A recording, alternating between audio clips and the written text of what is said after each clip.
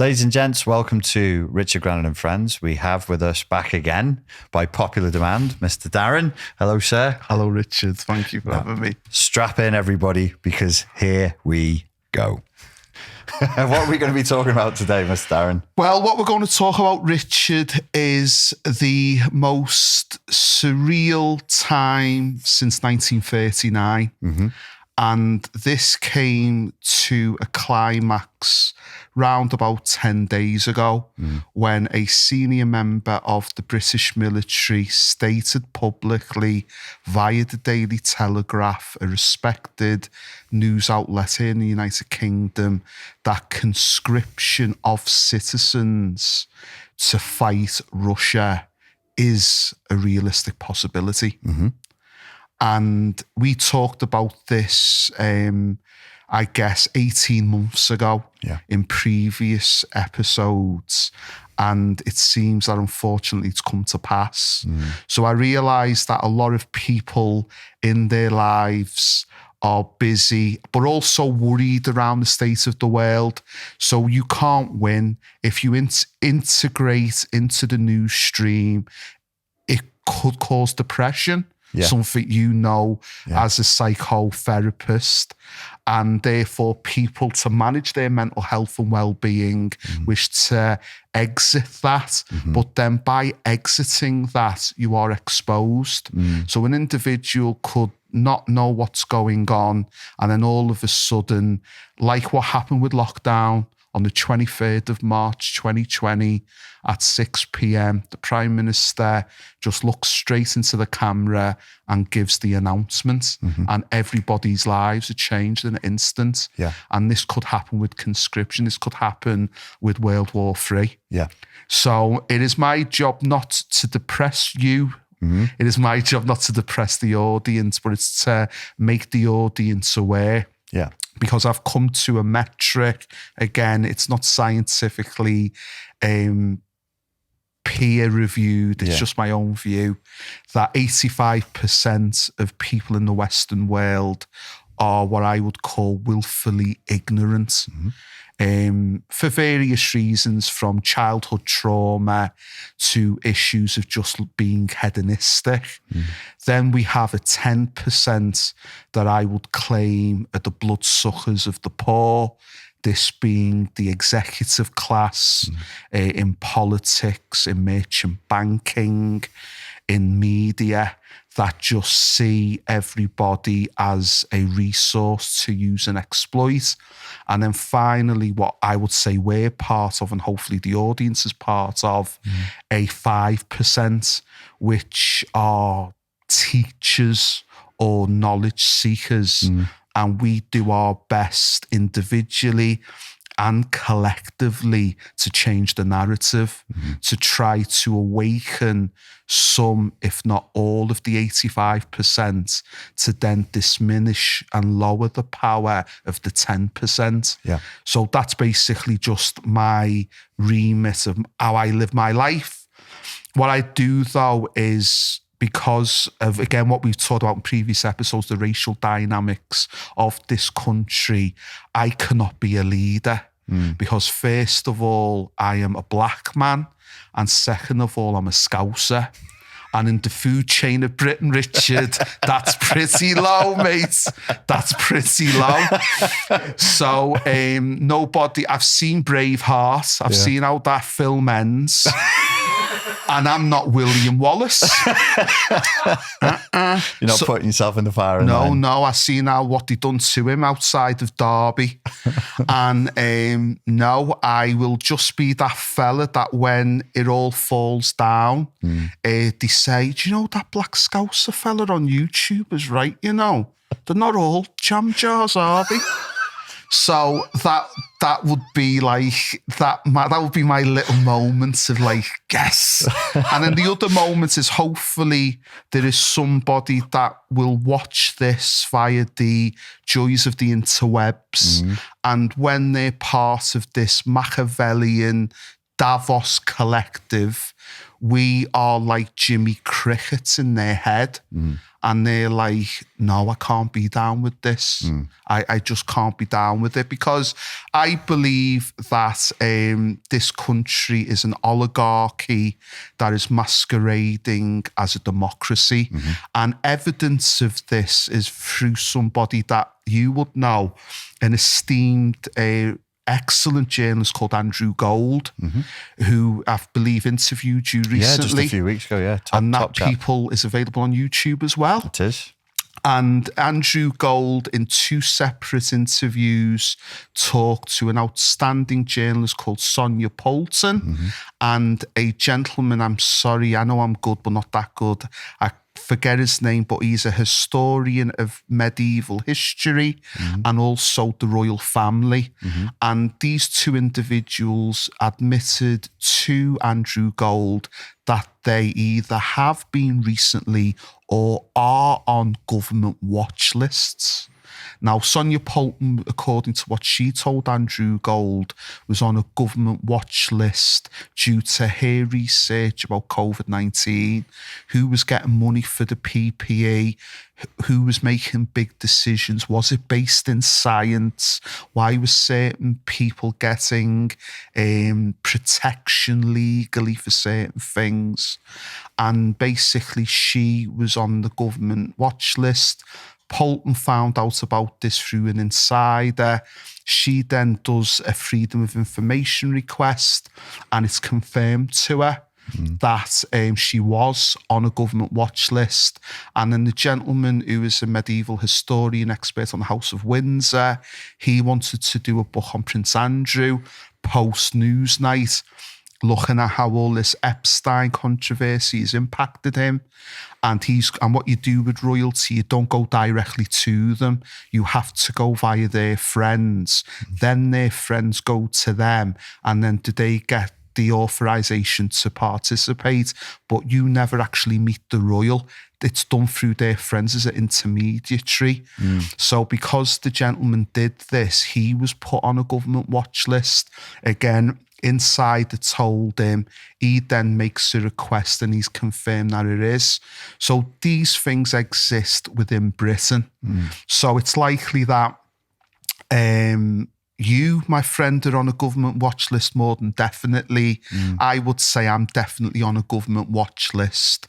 So hopefully the watchers who are watching us, they will have that moment of clarity when the cockerel crows, to use a biblical term. So when it's the moments of crisis and the button needs to be pressed, they go, no, I'm not part of it. And they take the plug out of the button.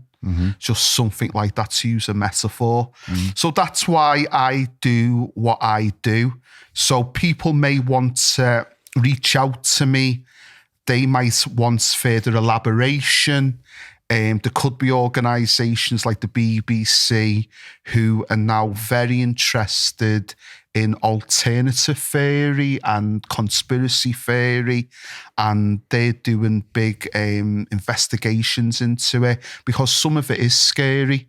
Some of it is promoting extremism, racism, violence. So I can understand why such an organisation would want to, but I deliberately have a very low profile because, again, I don't want to be seen as anybody's guru. I just want to be like the deliverer of the information. I will be in the YouTube comments of this and other episodes if people want to engage with me. I think my YouTube's Dazzled Fairy. So you can get in contact with me via the comments. So that's what I do. So with a further ado, let us go to New York City. Happy days. Let's go to New York. And watch one very interesting YouTube public service announcement from July 2022 that should have really been the biggest news phenomenon of that year, but was cleverly just downplayed. So this is what the people of New York City were presented with.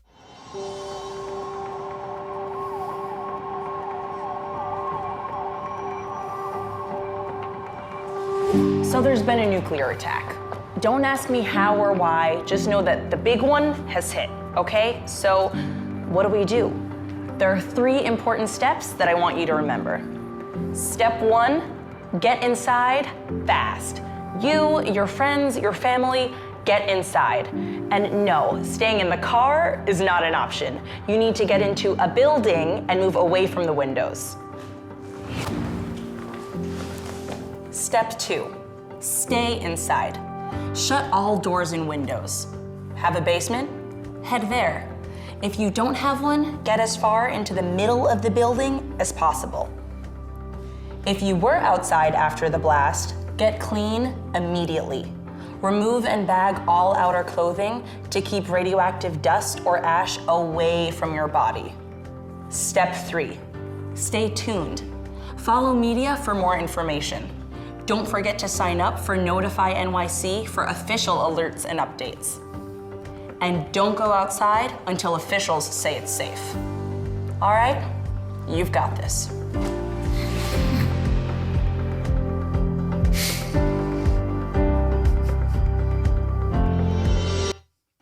So what I would say, audience, is that if there is ever a nuclear strike, Don't worry, you've got this. you've got this because you have the entire archive of Richard Grannon and friends. And, you know, your final moments before dying of radiation sickness Or if the cannibals get you. would be seen as a plethora of human beings that will talk about the etiquette of gyms, academia, and I guess my gobbledygook. And I think that's what it will bring. So that it was presented to the people of New York City via its mayor's office.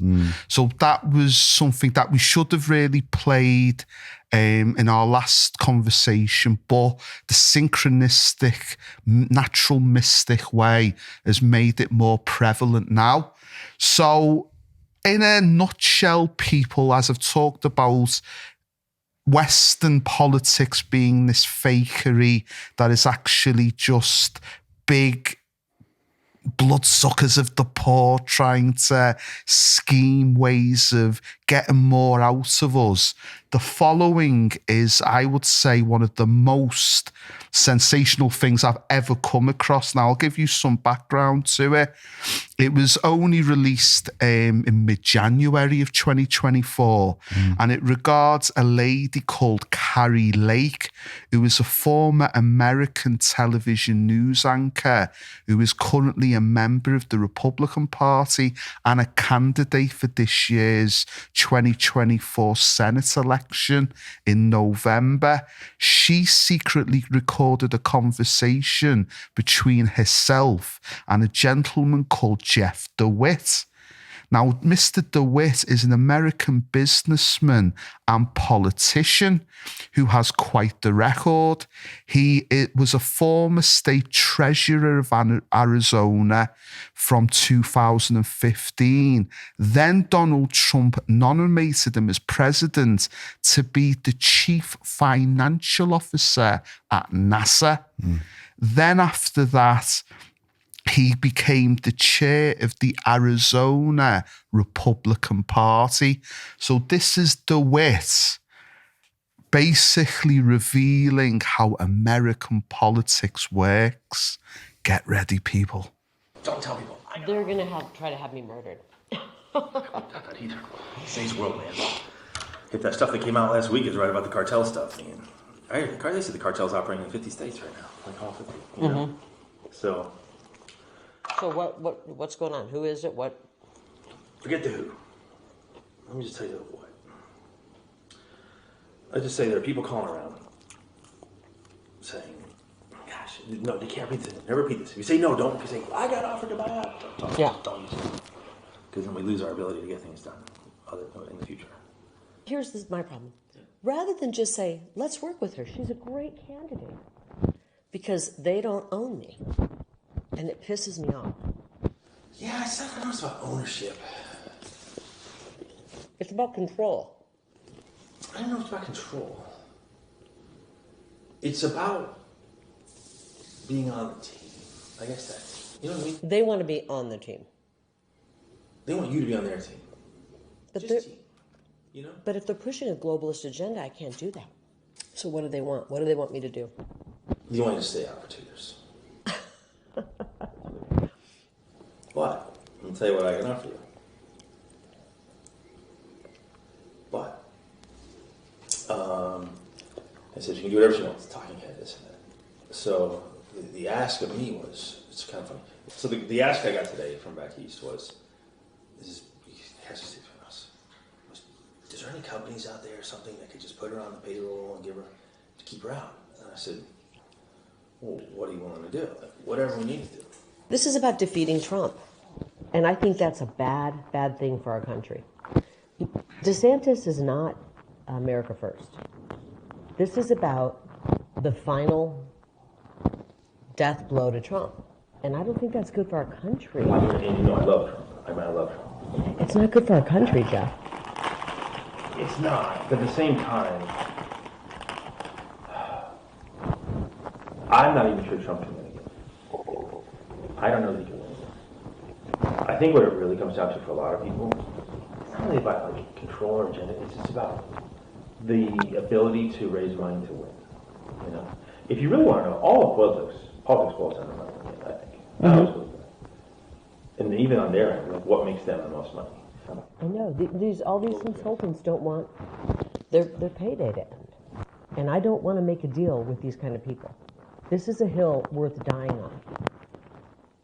I'm not, if they're going to steal the election to make me and our movement go away, I'm not letting them do that. I owe it to the people of Arizona. Or to carry their torch and their voice. Or you don't go away, but you pause. This is the battles right now, Jeff. You pause. And you fill your coffers. No, the battle is right now. The battle is right now, and we don't have time to pause on this battlefield. You're not. You can't scratch their back. It's not afraid of you. Yeah. You don't have anything to offer them. And they're sitting around people that have stuff to offer them. You know what I mean?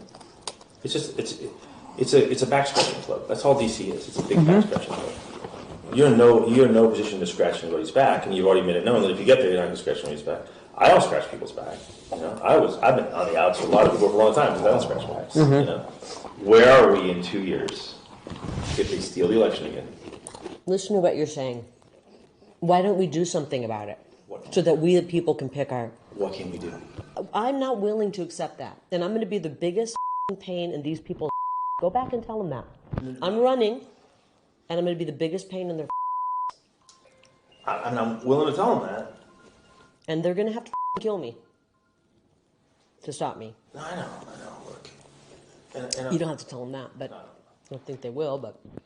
Nah, I don't think that's the way they are. Either they come around and try to work with me, or I'm just... What would that entail? That would entail not telling... Layman's telling me, you got to distance yourself from Trump. No, you distance yourself from DeSantis. He's all butthurt about that. But what I'm saying is, don't tell people that. I'm with Trump, okay? I want to work for the betterment of Arizona. I'm not going to let these people back in D.C. tell me not to run. I'm telling you not to run. I'm not going to pause for 2 years. The battle is now. I'm offended by whoever these people are that they're trying to buy me out of. Well, you should be honored. But I'm offended that there's people back there who just don't give about our country. Do you understand, though? You should be honored. That means they know how powerful you are. Well, I can tell them if that... If you weren't powerful, they wouldn't want to have this conversation. Yeah. Right? You should be... Very few people get this. I know. I'm pissed that they don't care more about our country. It's all about the mighty dollar to them. And that's offensive. I don't know. I honestly don't know. They want to get Trump so bad. They want him out so bad. It's not about Trump. This isn't about Trump. It's about you. It's not about Trump.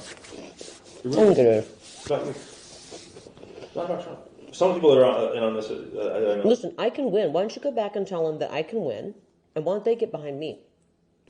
I see these things through a different lens. It's very personal to you. This was you. This was your name on the ballot. And I get that.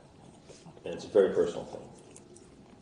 Well, I have a appointment coming up, and I have to work on my book. Yeah. I'm not good. I appreciate their concern. Just to say, is there a number at which I can be bought. not be bought? That's what it's about. You can take a pause for a couple of years. No. And then go right back to what you're doing. No. 10 million, 20 million, 30, no. A billion, no. This is not about money. This is about our country. I think it's disturbing that they would even, that anybody would think this is... No, to be fair, even me, I'll say this. I want a fresh face right now. For the reason that I've never seen anyone, I can't think of a single person in a federal race who's lost, ran in and won. I can't think of it. If you can think of it, let me know. I am not going to let these people who hate our country tell me not to run. You should call them and tell them to get behind me. I mean, I can win, and they should get behind me. I will happily say those words. Yeah. Do you think my words will carry any weight? No. Okay, well, did you think you would come in here and that I would be bought? It's not being bought. Yes, it is. It is being bought. No. They are trying to buy me out of running. It's actually, I mean, all right, I'm flattered.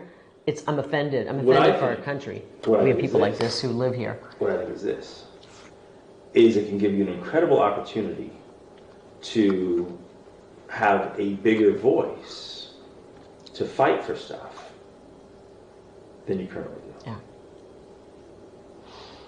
You know what I mean? Yeah, I don't want to deal with people like this. These people are un-American, and I think they're unethical, and I would be absolutely immoral if I did that. Again, that's immoral. I couldn't look at myself in the mirror if I, you know. It's very powerful people that are willing to, they really want someone different. They want new names, whatever it is. So they want Jim Lehman? That's a new name? No, actually, that's not even, that's a possibility, but they're even asking me like... I know, they've got all these new names, and I'm going to beat each and every one of them. Sorry, Jeff, take it back to them. Oh. I gotta get working. I know you I love you, but I gotta get working. All right, I appreciate it. I'm just, can't believe this. Hey, again, be honored. Instead of them just them working to beat you, they're trying to This is about getting Trump out. Nah, yeah, it is. Trump never came out once. Well, it's about getting DeSantis in. Getting DeSantis is getting Trump out. You're reading too deep into it. Well, let's see what happens. Maybe my case will go through. Maybe they'll do the right thing. I hope so.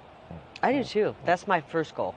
Yeah. But they can't have me in the governor's office because then we're going to root out some of this corruption. But again, it's like... You know what it is? The people don't get to choose their elected officials unless they're pre-approved by the swamp. And the swamp doesn't pre-approve of me. You need a strong party to help. I think you should go public with this and then say, hey, no. These people don't want to, they don't want, they're... And then I turn my key in my car and I go... I know. I like my car. Tell them I'm not flattered.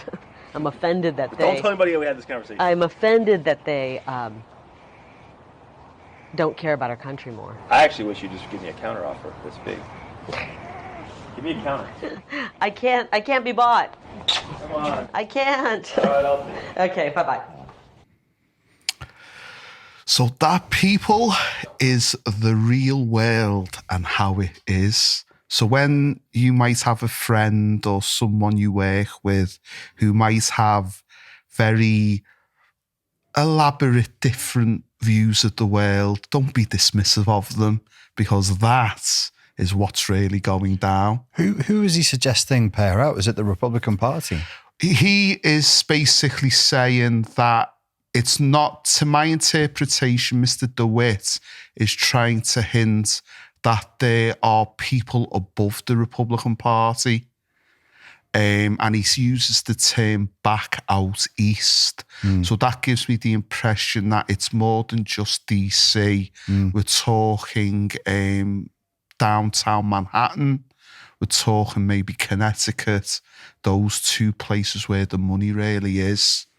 And they're saying What he's pressuring is to pause, Yeah. let DeSantis go through, Yeah. just so that Trump doesn't go through. So the way it works is that she's going to become the senator of Arizona. So I think there's senators and there's governors, and governors represent the whole state. But whatever Carrie Lake is going into is a critical component, because my knowledge of American politics is that Arizona is a swing key state. So if they can have a paused out of this election that's going to happen in November this year and have somebody they like, that will be more to DeSantis's favour, and it will hinder Trump. Even though Lake is neutral with Trump, she favours him in some ways, and in other ways she doesn't. But I think she's more 70-30 for Trump. So that's why it's apparent that she wants to be in power, whoever the American people vote. Exactly. She still naively believes in democracy. Yeah, that's it, naively. So that's it. But yeah, so that was bigged up by the Daily Mail. And I thought, right, the Western media were going to really jump on it, because it's literally two Republicans against each other, and the metropolitan liberal establishment, that's the opposite.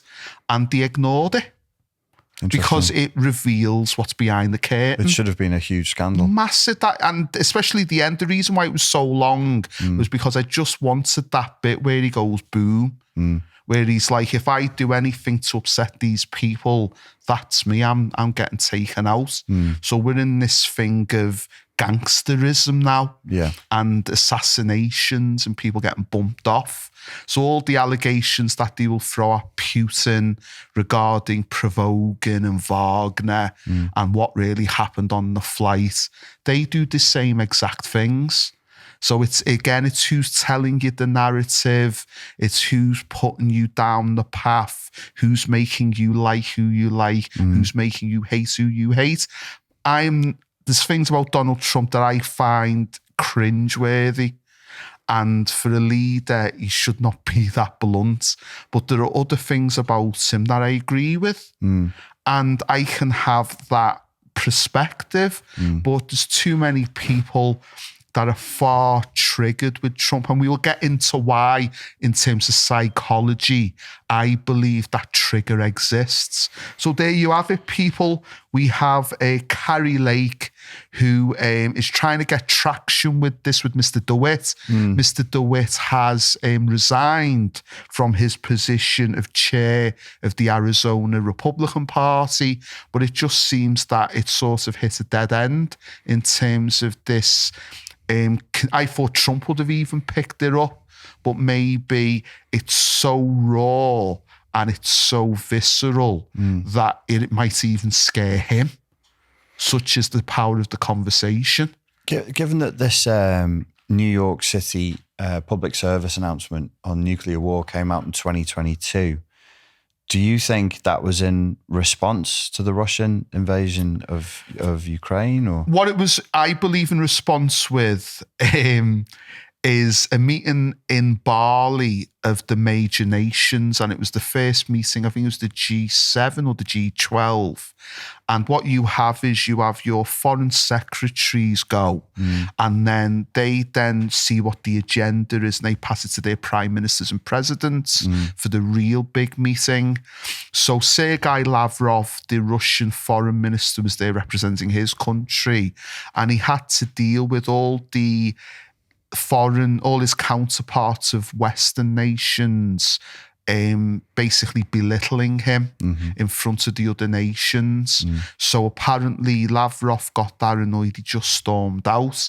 So I believe, that Lavrov had a conversation with a country that currently has neutral status between Russia and the West, maybe India, maybe the UAE, maybe South Africa. And he basically stated that if the war does begin, Lower Manhattan's going to be turned into the largest Kentucky Fried Chicken outlet ever. And then that then got back to the Americans and back to Wall Street. And then Eric Adams, who's the current mayor of New York, might have said, right, we've got to put this out to the people because the target's on us. Yeah. So I think that's why it was out there. But again, it was downplayed. Was nothing on the British media about it, nothing on the television news. New York has played, I've never been to America, but New York has played such a huge role in pop culture. You might as well have been, because it's in constant films, it's in literature, it's in art, it's influences in music. So it's a major part of the human identity. So for that to not get any traction, again, shows the hidden workings of our media and what information is or isn't allowed to take place. It's strange when you look at the legacy media, mainstream media, the things that they choose to highlight and the things they choose to downplay alone. Never mind if the stories are real or fabricated or not. We don't even have to touch conspiracy theory on that one. You just be like, just track what they're highlighting and track what's buried. And you think, it's right there in front of your eyes. Yeah. Really, you can just analyse it from that point I of had view. this surreal moment about, I got an example last night where my brother and me, we were getting dropped off by Anfield by our father. And it was the 7 p.m. evening news for the local BBC radio station. And its final news segment before going back to Anfield was about the biggest Only Fools and Horses fan in the United Kingdom that had managed to make a Lego model representation of Del Boy and Rodney's Peckham. And he was talking about how he made it Nelson Mandela house by hand, and the little freewheeler van and the pub, the Nag's Head, and the characters like Trigger. And I'm like, how many Palestinian children died today? Yeah, why are we talking about this? We're talking about a man that's got an Only Fools and Horses obsession. Yeah. It's like, okay, back to the weather. Yeah. You know what I mean? So that's where we are in terms of the surrealness. But it's, again, very British in a very quintessential, eccentric manner at the same time. That's what we are as a nation. So, to lighten the mood, people, we're going to talk about the Doomsday Clock. Hooray. And it's to do with a certain man called Oppenheimer. Oh, yes. You might have heard him from a movie. Yes. I think some of you might have watched it. Yeah. So in 1948, Albert Einstein, with the help of Julius Robert Oppenheimer, got a loose collective of scientists and then made it into something more serious, known as the Bulletin of the Atomic Scientists. And what they do every year is that they have a traditional clock, and the clock has got 12, which represents midnight, and they've got a hand, and they can either have it set at 7 minutes to midnight, which represents, pardon me, people, I'm not perfect, the least threat to humanity, or to midnight itself, which means complete destruction by thermonuclear weaponry. So on the 23rd of January 2024, the clock was set and continued to be at 90 seconds to midnight. So this is a collection of some of the greatest scientific minds currently in the world. And they believe that we are at the closest to complete destruction of all life than ever since Oppenheimer made the atomic bomb. Yeah. So if we were at the moment, we're looking at the press release, because again, I use sources, I'm not just a quack. And this is from the website of the Bulletin of the Atomic Scientists, their official press release stating around the issues that they've identified why we are 90 seconds to midnight. And this is the closest it's ever been to nuclear war. Yeah, the closest, even at the height of the Cold War. So even at the height of the Cold War, Brezhnev and all of that, yeah. We're still at greater risk today. Cheering thought. There you go. So again, people, this is what we do at Richard, Grannon and Friends. We read the news and get depressed so you don't have to. So there you go. If God's listening, I don't want to survive. Just let me be. Fried chicken. I'm fried chicken, please. KFC fried chicken. So here is an example, audience, of the experts that are on the board of the atomic scientists who have made this collective decision. As you can say, they're not a trigger out of Only Fools and Horses. They are some of the most outstanding minds in the world regarding science. We've got Nobel Prize winners, professors, authors, you name it, former people in the United Nations, and these people collectively have come to this decision. So this is very serious. And again, it should be more known about, it should be talked. But then if people talk about the dangers, then the people that make the weapons don't make the money. Very true. So that's what we've got to look at. So a quote is from Rachel Bronson, who is the president and CEO of the Bulletin of the Atomic Scientists. The war in Ukraine poses an ever-present risk of nuclear escalation, and 7th of October attack in Israel and war in Gaza provides further illustration of the horrors of modern war, even without nuclear escalation.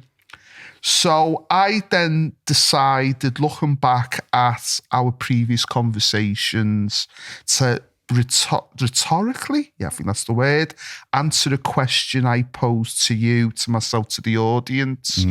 What is the British obsession and hate for Russia on a high level, this being within what I would call the Thames Valley plumb set, within the high aspects of the British military, within the media? There's always been this suspicion from the early 20th century right to now about the Russians. And I think I've found the answer in the individual responsible.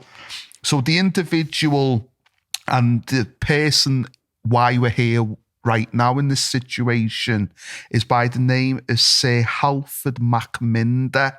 Now, Macminder was from 1861 to 1947, and he is seen as the creator of geopolitics.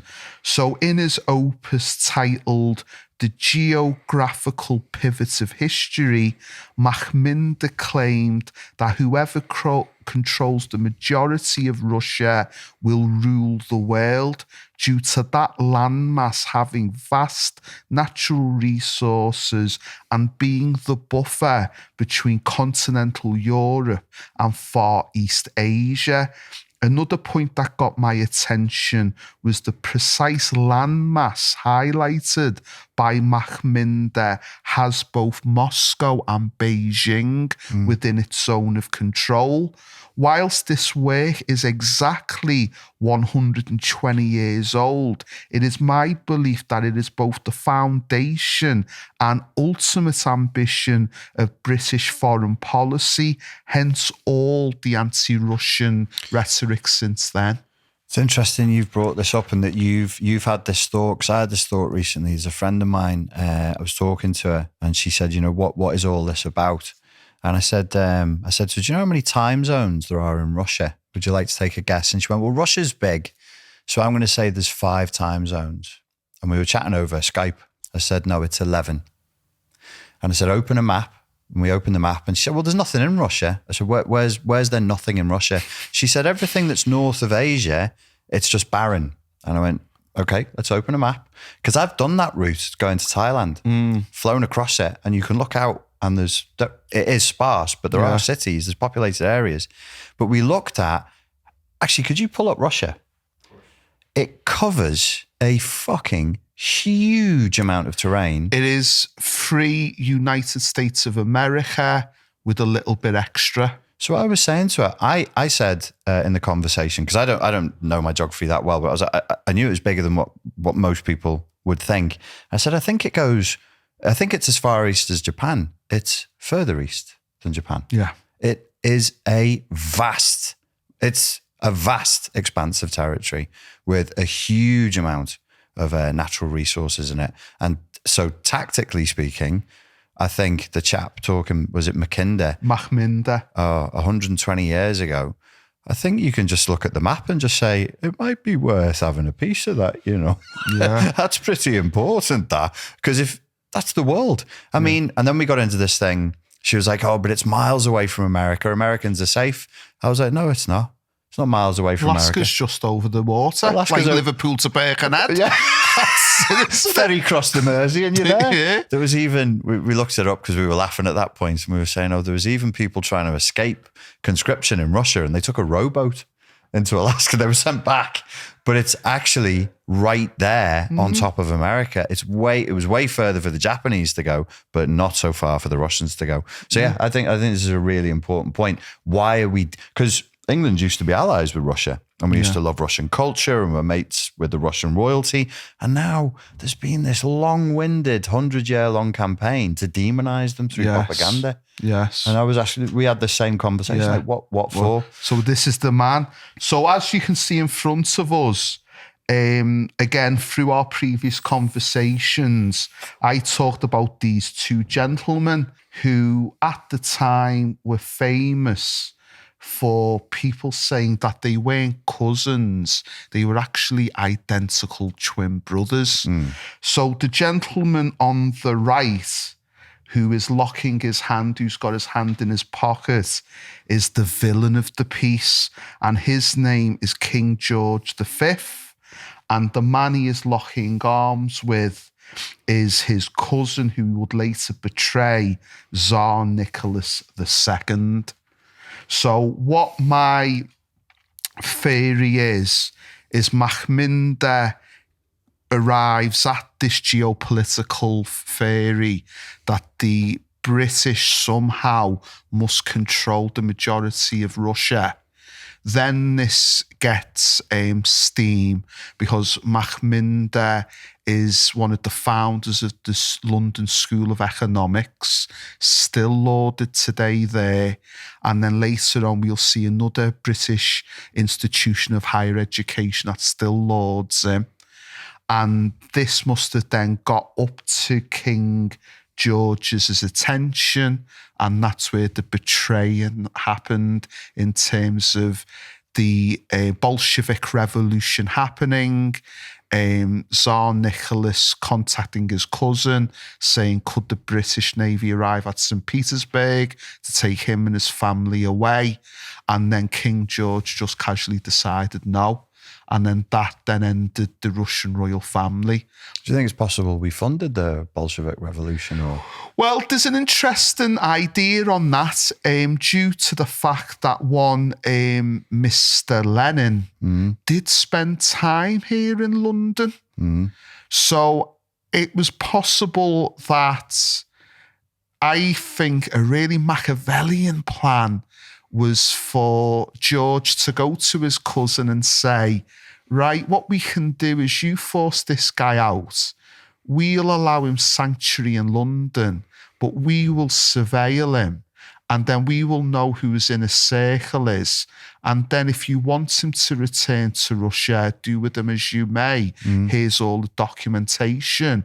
Or what we could do is allow him here as safe haven and then maybe do something to him so he's never a threat again. Yeah. So what it could have been a double cross where Tsar Nicholas thought George was his friend, and maybe we did. create that communism to then eventually give us justification to go in there and get rid of them and own the land. Right. So it could have been a thing. So one of the great things around our pop culture currently is a show called The Crown. Mm-hmm. And it's on Netflix for those of you that have never seen it. And a specific episode is season 6, episode 5, called Impeth House. Maybe I haven't said that correctly. And it makes it perfectly clear that George did portray Nicholas, right, his cousin. And one of the scenes is a great actor portraying an older Prince Philip, who in the early 90s had a falling out with the late Queen. And he is grilling the Queen as to what the British did that eventually caused the horrific death of the Romanov family. And the Queen is visibly uncomfortable with Philip's grilling of her ancestors. Right. So The Crown makes it very clear as to what happened. So now we go to a graph, a bar chart, because there's nothing like a bar chart. I love a bar chart, me. And this shows the audience, this is from the BBC, who themselves have got it from another respected source, the amount of money that this country has given in military aid to Ukraine. That's an astonishing amount of money, 46.6 billion. Yeah, that's Uncle Sam, but we're underneath at 5.1. But we outdo the EU. We even outdo Germany. That's insane, isn't it? And Germany is nearer to the Ukraine than us. So the reason for this is that I reckon that the rule of ascension and ownership within the monarchy is that the Romanov family gets removed, but the Romanov family are now the cousins of the House of Windsor. So legally, the House of Windsor could have a claim to own Russia.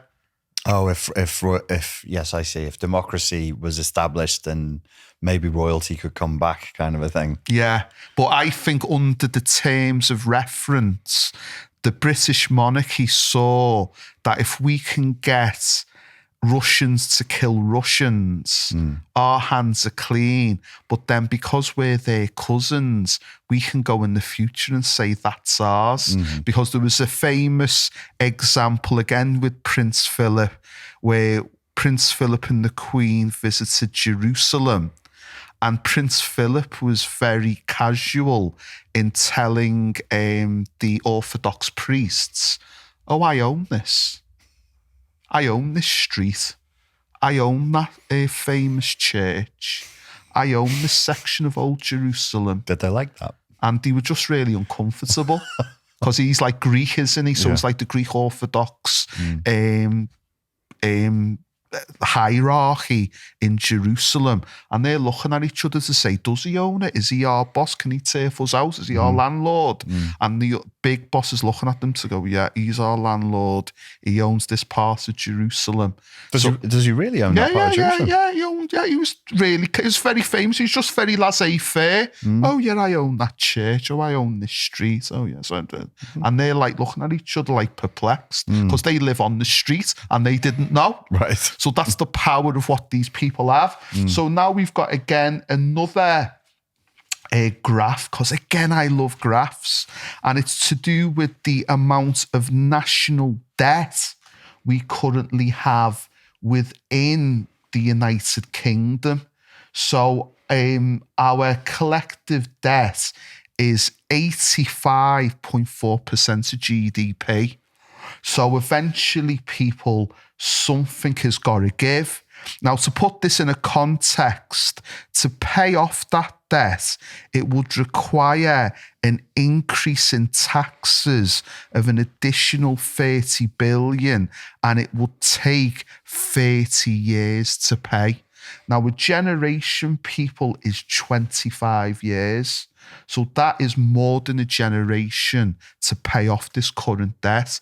So how do we get it paid off?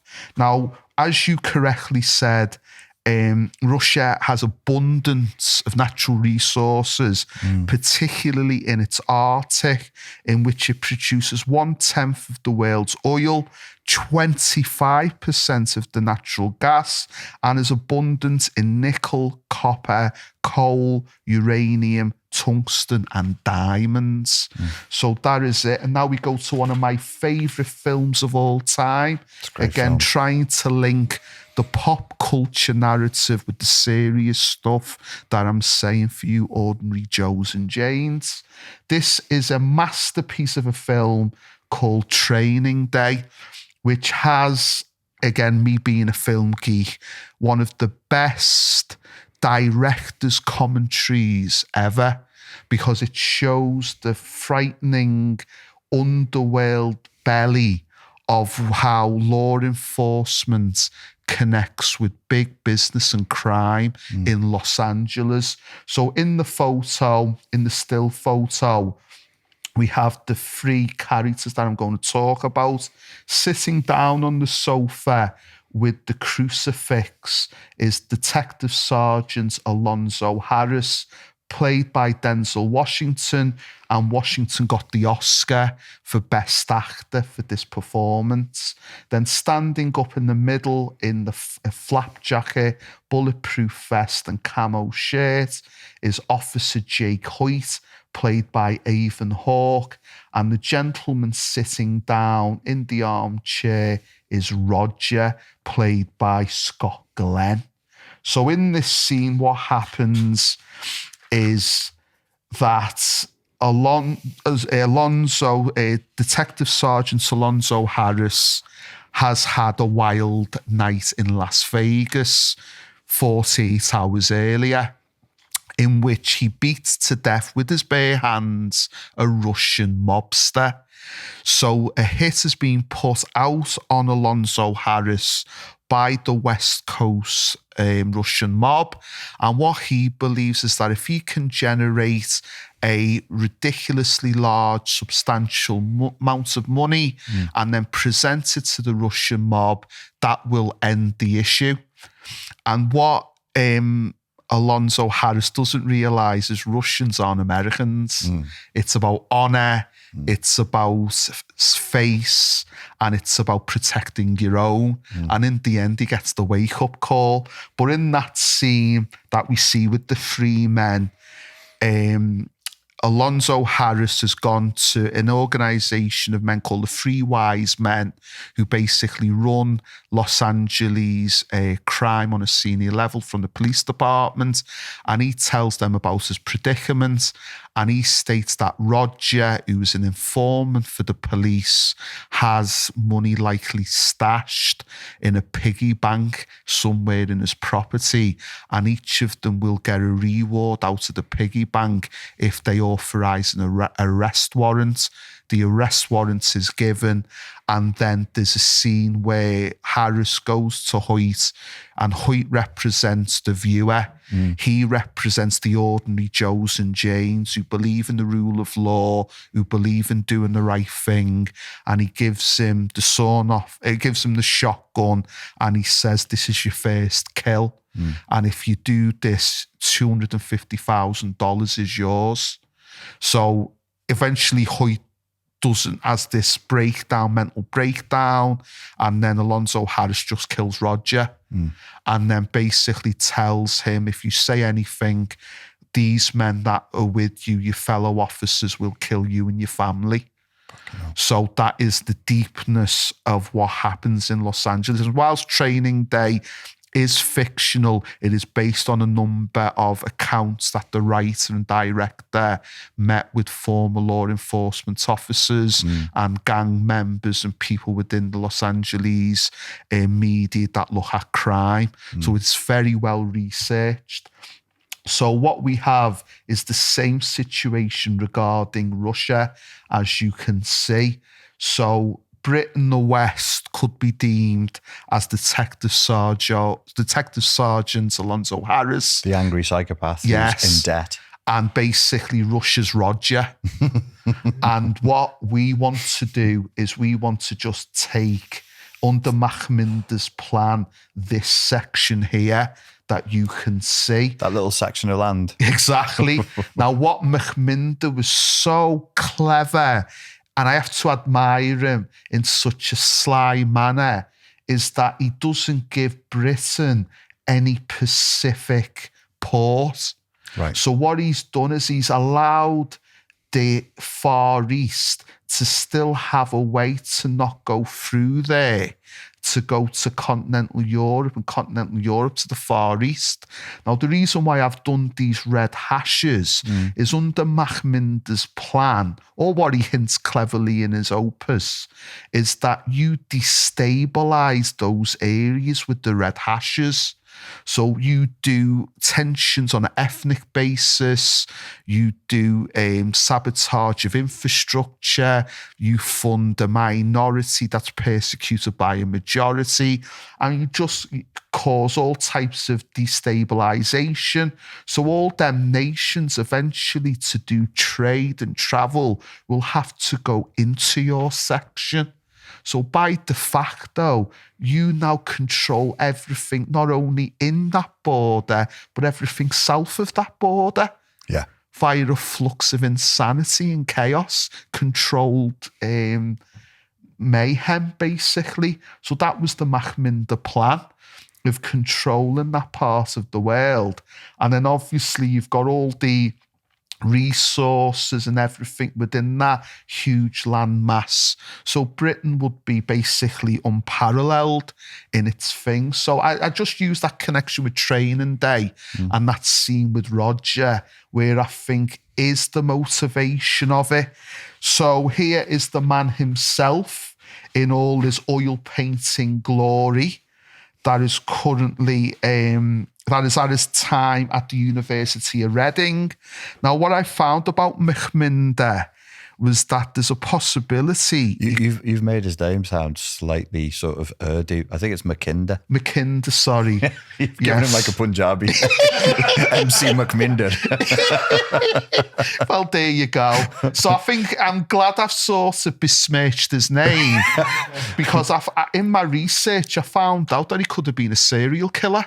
He looks like an evil. If you were going to portray an evil man, that's what you would. He's even got a cape. Yeah, that's a dark side of the Force, right there. He is definitely a Sith. That one's Sith. So, and the colours black and red. It's perfect evil, isn't it? So, what occurred in the summer of 1899 was the man himself. You can pronounce his name. What's Mackinder. Mackinder decided to climb the second highest peak in Africa, which is Mount Kenya. So him and his Western colleagues had a number of Swahili butlers from Tanzania. And because maybe the tea was rubbish, there was a bit too much milk in it, maybe the cheese sandwiches didn't have enough cheese and were overloaded with margarine, whatever type of offence that they fought, all of these Swahili guides and butlers were dead on the trip. And he had a deal to write about this trip and going to Mount Kenya to be the first proven people to climb the peak that is actually very difficult. And he never actually wanted to talk about it. But in the memoirs of the other party that went with him, there was casual talk about ill discipline of the Swahilis, how they were ignorant and stupid, whereas the Maasai were admired and were seen as noble, and also how Maasai structure deals with women. So they even admired in like maybe a misogynist way how the Maasai treated the females of their people. So there is a theory, there is a belief that when they were going to Mount Kenya, they were just popping off their guides. Anybody who annoyed them. Yeah, annoyed them. Just threw them off. So it's a possibility this man is a serial killer. So if I can find this and I am just an ordinary Scouser, I don't know why the University of Reading is bigging him up. So could you just blow that section up? So Richard could just read these sections in blue, please.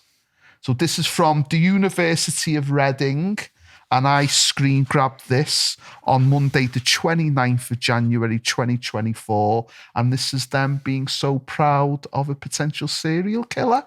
Within a few years, staff numbers grew to 30, and a meeting of the staff was called on Saturday, the 6th of February, 1897, in the college common room, which was used by staff and students. The principal, Halford Mackinder, was in the chair, and the minutes were taken, and handwritten, by William McBride Childs, who was appointed lecturer in history in 1893 and later became principal and the first vice-chancellor. A key feature of university life is the promotion of staff inclusivity and diversity.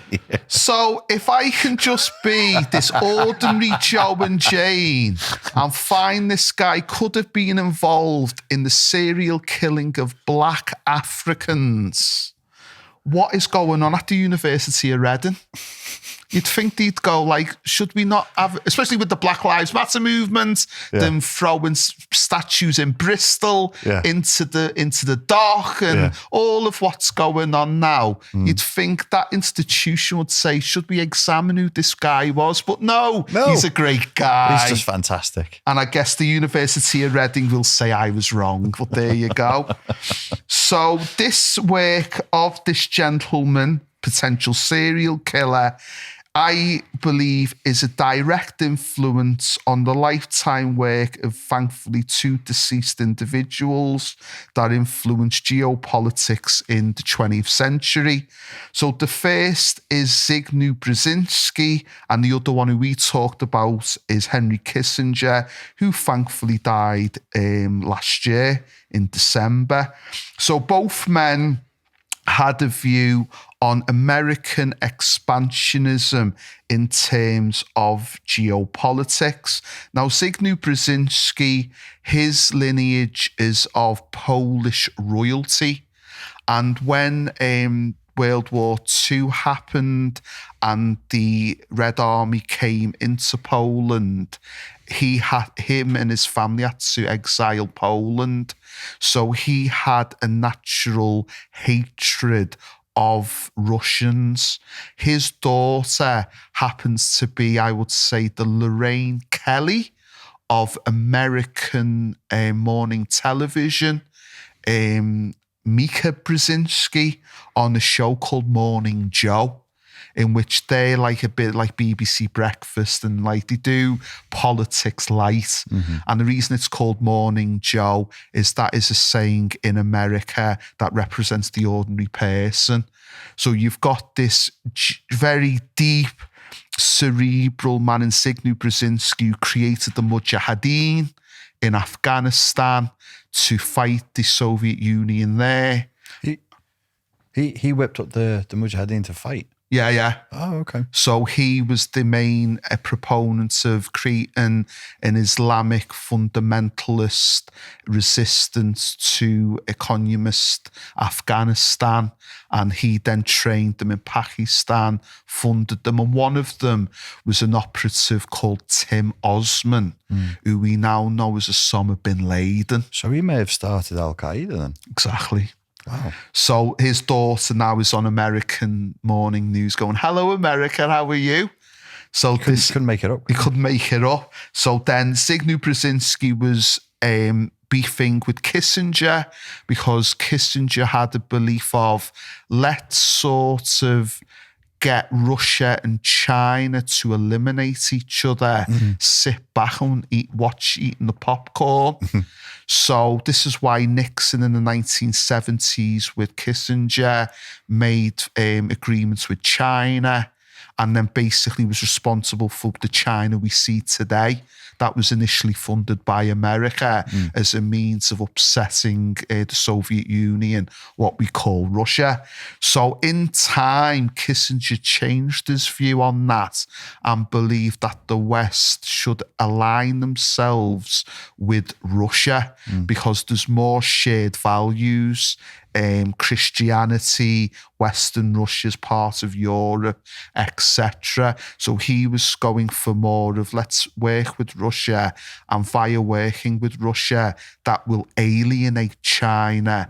China will then be the odd man out geopolitically, and they will then want to gain our favour by changing their society to a more Western model. So Zbigniew Brzezinski and Kissinger, they were always at odds with each other, and they always had a president. So one president would come in and that would be a Brzezinski guy. Then next minute, the next president would be a Kissinger guy. So it went on. So this is why American foreign policy is so muddled, because it didn't know which guy to listen to. So that's where we are. But it's all to do with the foundation of a British man. Now, another term that is being used is, and this is being used openly within the West, is a term called decolonizing Russia. So what we will do is we will get public enemy number one on the YouTube, Vladimir Putin, to explain his view on this. They say Russia should be divided into tens of small different states, and it's clear what this is for: to subdue their will, to exploit and use in their interests. The more sanctions the West imposes on Russia, the more lies there are, the greater the level of cohesion within the Russian society. For the past 5 years, it grew for a third, and by the beginning of 2023, it toppled 94%.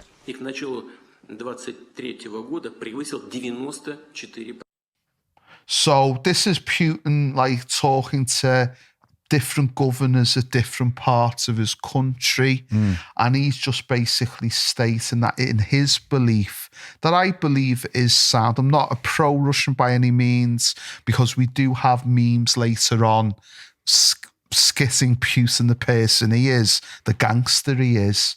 So he's basically saying this is the aim to balkanize it. To balkanize it. So America, even openly in its own .gov website, has something about decolonizing Russia. Commission on Security and Cooperation in Europe.gov. So if you wanted to really make a nuclear state like Russia paranoid, just put that on the World Wide Web, why don't you? Just say we're just going to split your country up into little parts and we're just going to rinse you for all the uranium, gold, diamonds, wheat, oil we can get, and fund our countries so that there's no more potholes in UK roads, which could actually, in a scary way, be popular with the UK masses. Yeah, they might go for it. Yeah, they might say, let's just forget our metropolitan liberal values of being kind. Let's just get these potholes. It's funny, isn't it, this Orwellian language? Decolonizing Russia actually means colonizing Russia. Exactly. It's all mind speak. It's all Newspeak, It's all mind tricks. It's all mind tricks going on. So this is where we are again. But for people that are questioning my viewpoints, I'm going to their sources, and this is an American.gov website, complete with a YouTube that we won't watch. But if you could just go to the top of the page, just so unbelievers can get into that and nerd out geopolitically. So it's so strange. Who do they think? When they say decolonizing Russia, what do they think the colonization point was? When the Russians lived in their own... Exactly, yeah. Those bloody Russians, they were in Russia being Russian in Russia, and they fucking colonized the place, those damn colonizers. So that's what they done with Africa. Those bloody Africans are being African in Africa again. What are they doing there? Why are they wearing grass skirts? Don't they know what jam is? We've got to give them jam. So that's it. Like, so basically, Putin in his gangster way, the reason he's now involved in Ukraine is because the sperm count, again, where does this research take me, Richard?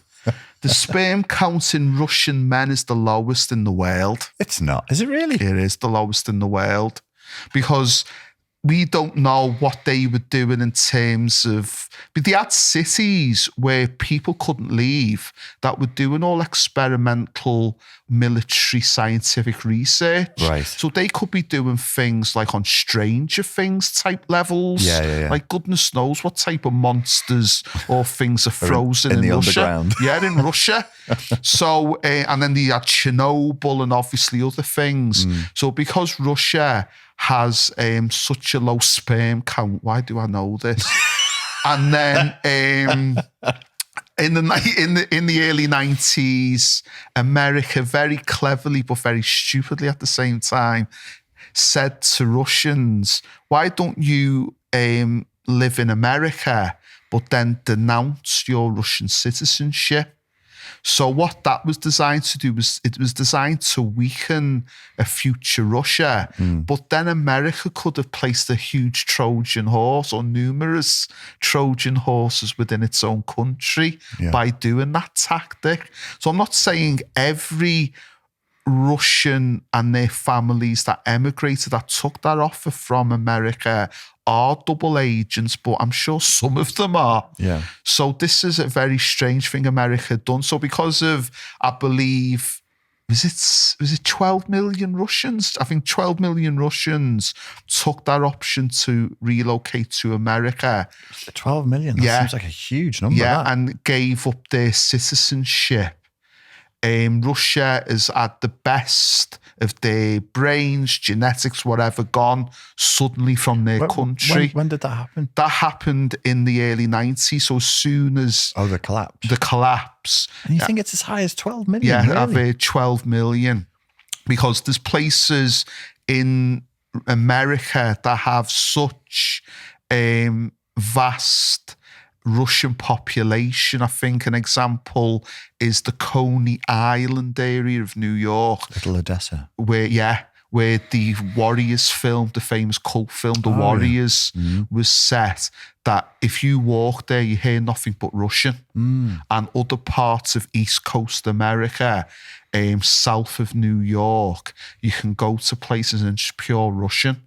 So that's how many transferred. So he's got a low population, low sperm count, and he needs a new influx.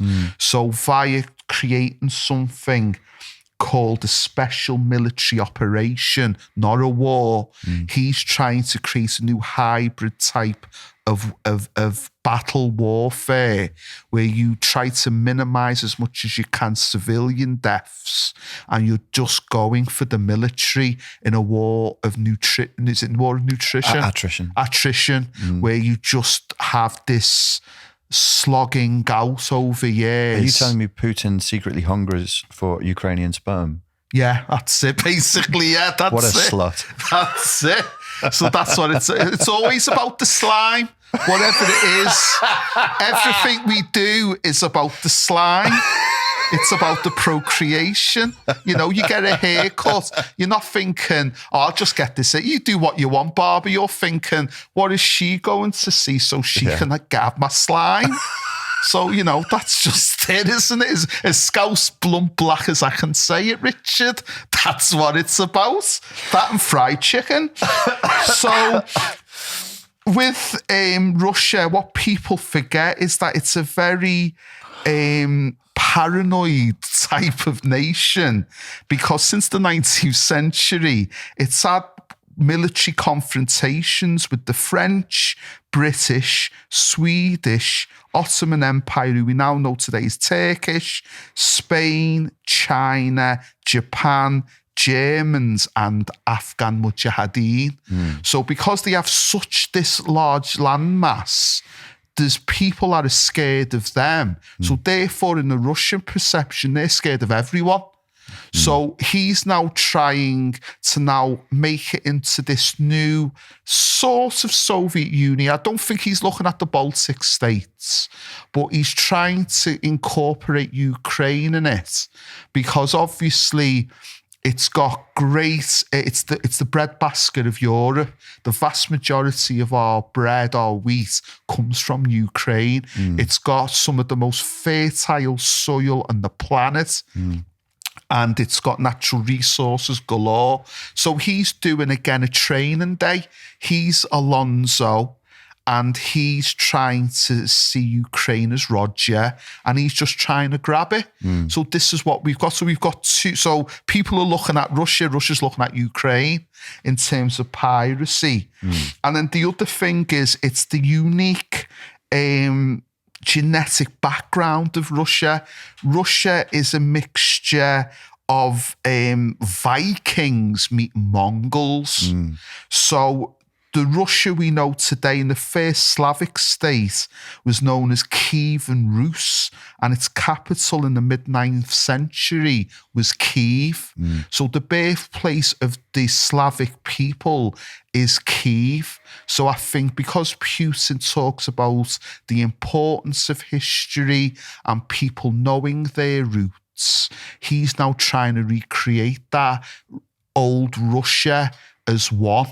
So eventually he would want to, via, I think, a bit of warfare with Ukraine, but then diplomacy with the likes of Hungary, with the likes of Croatia, with the likes of Bosnia, with the likes of Serbia. He would like them to integrate back into that. But that would take at least a further 60 years of, first of all, economic union, and then political union, and then one country.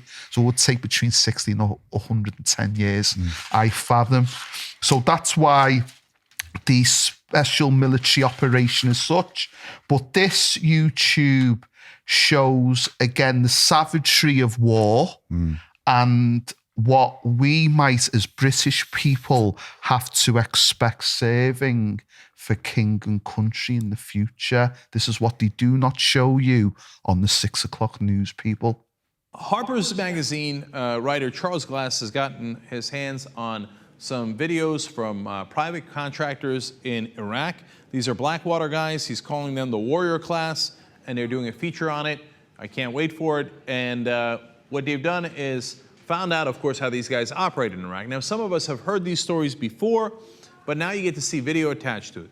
The first video, it's got a lot of music, but they say that there are people firing from their AK-47s as they're riding along in Iraq traffic. See if you can hear that. It's a little hard to hear, and then you will be able to clearly see those private guards yelling at the people that they're passing by, and sometimes running into their cars. And then the second video is even more devastating. But let's watch this first one.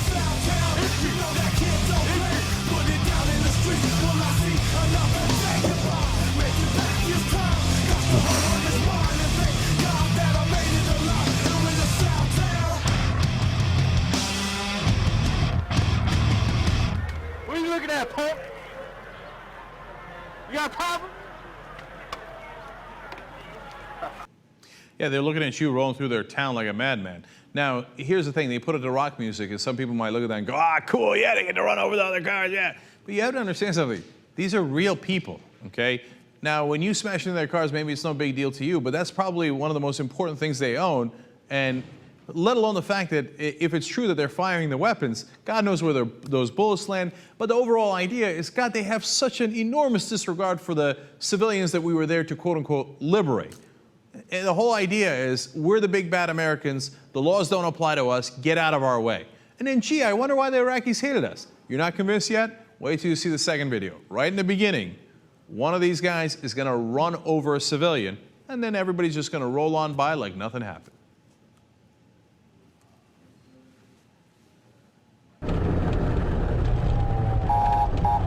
Oh my God. Oh my God. You just...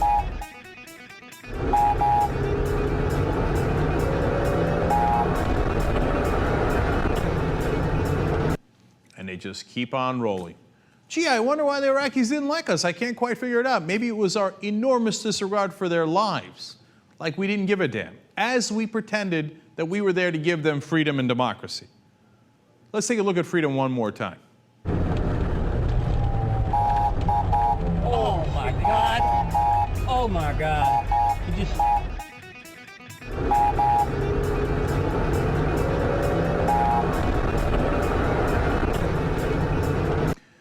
And neocons who push for that Iraq war say over and over again, well, America is exceptional. We are of such high morals that no one should even question our motives. You see that exceptional morality displayed there by the Blackwater guys? This is among the many reasons why we can't contract out our wars to private contractors that are above the law and are not liable for anything they do, and then actually get us in much bigger trouble because they alienate the very people that we are supposed to be helping. So, audience, this is not Call of Duty. Yeah, it's part of our pop culture. I've played it a bit. I'm sure some of you have played it. But this is the visceral reality of what warfare is. And people can say Geneva Conventions and protocols and rules within military. Yet they do exist. But often the savagery comes out because war is a dehumanization of one side looking at another. And this is just my point of what I'm saying. I'm not against my country. I'm not saying that I would never fight in terms of if there was an invasion. But as I've shown up to this point, there are very devious and dark individuals at work who are in charge of policy. So we have to have that. So again, one of the biggest stories of recent times that never got any attention. And if you, Richard, would like to just read that, because I obviously sometimes mess my words up, but yeah. This is from Max Blumenthal. Merkel reveals the Minsk agreement was a stalling tactic that allowed the West to militarize Ukraine as an anti-Russian proxy and fortify it for an inevitable war. I'm struggling to find any coverage or analysis of this remarkable confession in English language mainstream media. Former German Chancellor Angela Merkel, in an interview with the German newspaper Die Zeit, the 2014 Minsk agreement was an attempt to give Ukraine time. They used that time to get stronger, which you can see today. Ukraine of 2014 is not the Ukraine of today. Shall I read that last bit? Like us at the IF, we could see fighting near Debaltsevo in 2015. Russia could easily have won then, and I very much doubt that NATO countries could have done as much for Ukraine then as they are doing now. We all knew that the conflict was frozen, that the problem was not resolved, but that is exactly what bought Ukraine valuable time. Can anyone tell me, how can Russia ever trust the West again? How can they ever commit to a possible future peace agreement? I would say they can't. So this was Angela Merkel in her new role. So what happens in Germany is that when you have a former prime minister, president known as a chancellor, they just don't go into retirement. They go into a mentorship role for the new chancellor, and they have official government offices in Berlin. So what Merkel did in a moment of, I believe, conscience, is she invited Die Zeit, who was a respected German publication, and she also invited a journalist from an Italian publication to talk to her about how she viewed her career, her life in retirement, but also the situation in Ukraine. And I felt because Merkel, in those official offices, stated that when she'd done the Minsk agreement with France to stop the tension between pro-Western Ukraine and pro-Russian Ukraine, that it was actually they were being deceitful. Yeah. So they were going to Putin, we want peace, we're here to get the best deal, we don't want nobody to die. And what they were actually doing was they were setting up training camps in Canada, where they would then fly Ukraine military to teach them how to get back the portions of the land the Russians took. Which is absolutely fucking disgraceful. Yeah. To just lie to Putin's face. Right in his face in Paris for days. They knew what the plan was. And Hollande, the then French leader, basically just played Putin. And I think the reason that she's coming out with the truth is now she realises that the fried chicken moment could be coming to her doorstep. She could be getting a delivery and she's going to be the fried chicken. She's not going to be eating it. She's going to be the fried chicken with the rest of Berlin. So now she's worried because she's obviously she might have grandchildren, godchildren. She might be looking at the future generations. How does Merkel and people like her and the other people who lied to Putin over the Minsk agreement, do they lack the capacity to just think rationally about the future consequences of their current actions? Well, if we take the Carrie Lake conversation that we watched earlier, there's big money to be had. And, you know, I spoke with an academic, I won't give their name, at the University of Liverpool some years ago. And I asked them, I said, why do these billionaires who have got more money than they can ever spend, why do they keep on working? What is the issue? And what they told me was the only people who can relate to them are people competing with them. So it's this weird frenemies relationship in which the person that really knows what I'm going through is the person that's trying to undercut me and get me out of business and get my stock for a penny on the stock. So what happens is there's this weird relationship, and he gave one example of one billionaire that he knows, and he went to another billionaire's summer fete party and he just presented, here's my latest Jackson Pollock. And that billionaire just felt like as if he was a pauper. Because he's like, well, he's got a Jackson Pollock. So then eventually that person got a Van Gogh. And then he had the summer fete, and then the guy who had the Jackson Pollock was invited and he said, there's my Van Gogh. And then that fella probably felt like a pauper.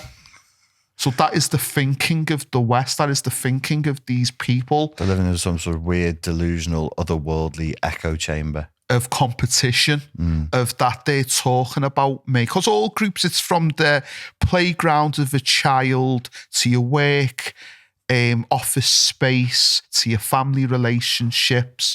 There's something in the human brain, maybe it's a survival tactic, where you're thinking, are they going to kick me out?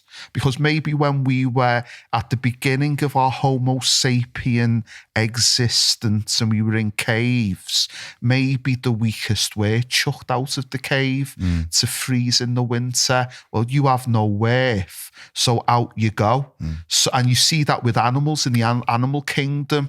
Animals will be weaned by their mothers and looked after, and then there's a trigger where suddenly the adult just starts getting, lions do it, where they suddenly turn on the cubs and the progeny, and they start scratching them and get aggressive, and then the progeny have to leave. So maybe that was part of our thinking, where we're constantly worried about what the other person and other collective thinks. And some people will say, oh, I don't care what anyone thinks, but we all do, because it's also a gauge of morality. So am I really a good person? Am I really successful? Am I really doing things? So you have to use this gauge as well. So you can't be laissez-faire and just be like, well, I don't care what anyone thinks you do. So it's a sort of poison chalice in a psychological way. So for people wanting to see the English language translation, there it is for your enjoyment there. Can we get the PDFs of all this and I'll share it on the YouTube channel? Of course, yeah, for people to be as depressed and socially aware as possible, because that's what we do. So this is where we are. So now we go to the next page and the bingo bongo, it's Boris Johnson. Of my life, the person who is... every time I think this man could not be more hazardous, I learned something more new. And it's very, very scary. This man, people, could be responsible for World War III happening because he made a decision as British Prime Minister to do something. So this is basically, before we talk about that, that is a geopolitical expert just talking about when all this Ukraine war is over, if we do have a Russian/Chinese controlled world, taking it from the Anglo-Americans, Merkel and Germany could face crimes against humanity charges for her admission of being deceitful in peace talks. So there you have it. So now we're going to our very own Homer Simpson, Boris Johnson. And I was thinking again in a rhetorical way about who is this man? Why has he got this act? Why has he got the hair, the strange body language, everything? And I've come to an interesting conclusion. But basically, people, the reason why we're in this situation is a month into the conflict, pro-Western Ukraine led by Zelensky and Russia were having peace talks in Istanbul. They were hours away from coming to an agreement that would see Ukraine be allowed to join the European Union as an economic base, but never join NATO. Boris Johnson flies into Kyiv with no announcement, no invitation from Zelensky, and somehow convinces Zelensky to get rid of the peace talks and fight the larger Russia for the greater good.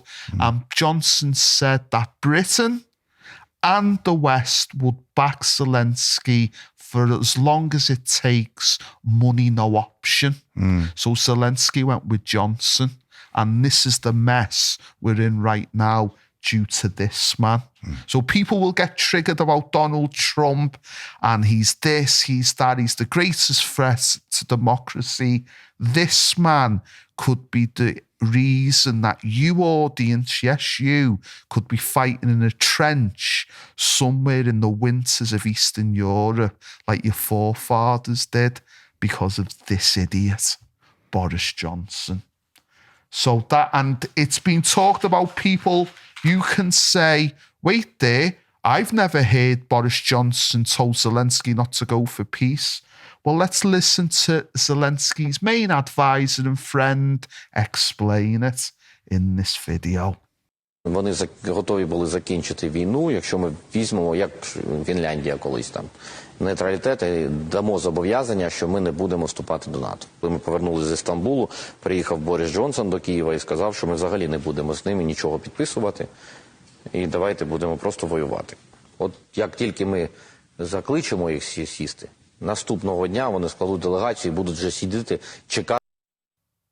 So this man is a friend of Zelensky, and he is still an advisor to him.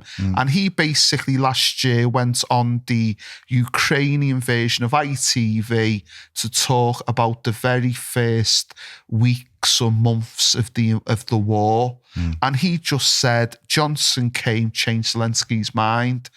Nothing here on the news, no accountability to Johnson via the mainstream media to say, why did you decide to get involved and make this huge social, economic decision that could affect billions of people? How do you feel about the amount of people that have died because you said a peace agreement was not the right thing to do?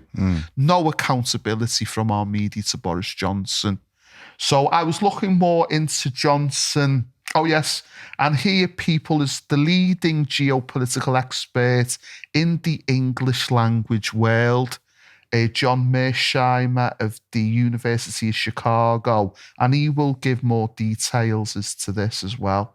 Look, let's go back to what happens right after the war starts, okay? As I said before, we're talking March, early April of 2022. The war starts on February 24th, 2022.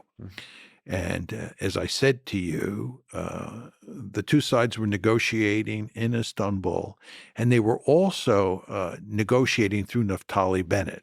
And the Bennett track and the Turkish track were operating together. I mean, they were not at cross purposes at all. What happened? Bennett tells the story very clearly that they had made significant progress in reaching an agreement. This is Zelensky on one side and Putin on the other. Bennett is talking in person to both Putin and Zelensky. And what happens to produce failure?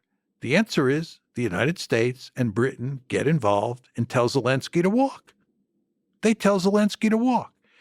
If they had come in and encouraged Zelensky to try to figure out a way with Putin to shut this one down and worked with Bennett and worked with Erdogan, we might have been able to shut the war down then. But it was the United States. Just pause it now.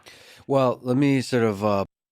So that is the leading expert in geopolitics in the English language world, hugely respected. And he's just again said that Boris Johnson, we interfered in the peace talks, and that again has not been promoted by the mainstream media, but I'm revealing it now on Richard Grannon and Friends. Because it just doesn't fit the narrative. No. I think that's it. So who is Boris Johnson? So I come to these conclusions because everything is pop culture.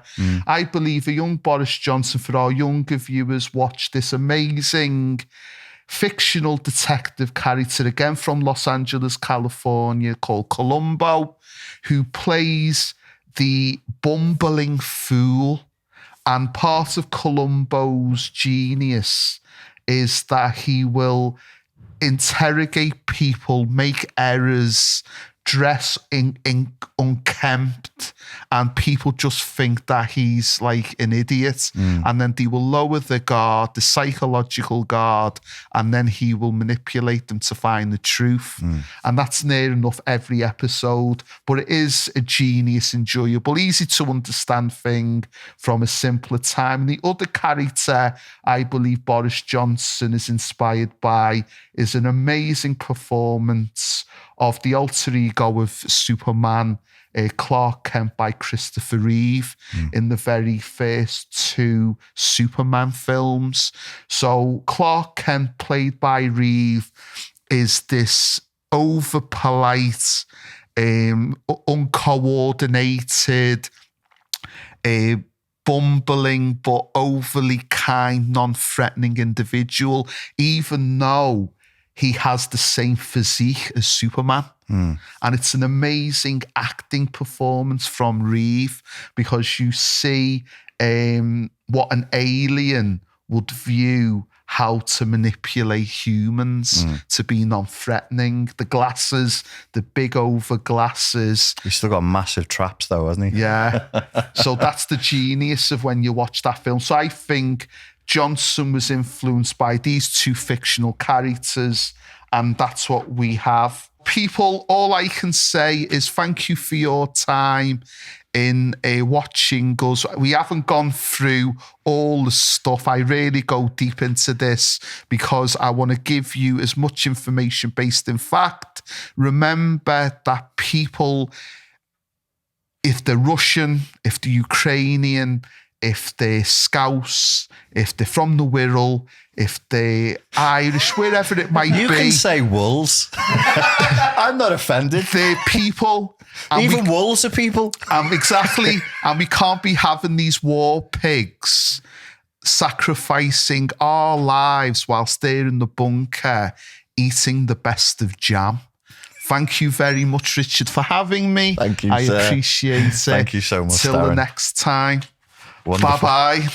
Ladies and gents, thank you for your time and your attention. We'll see We're you going soon. to war, people. Get with it.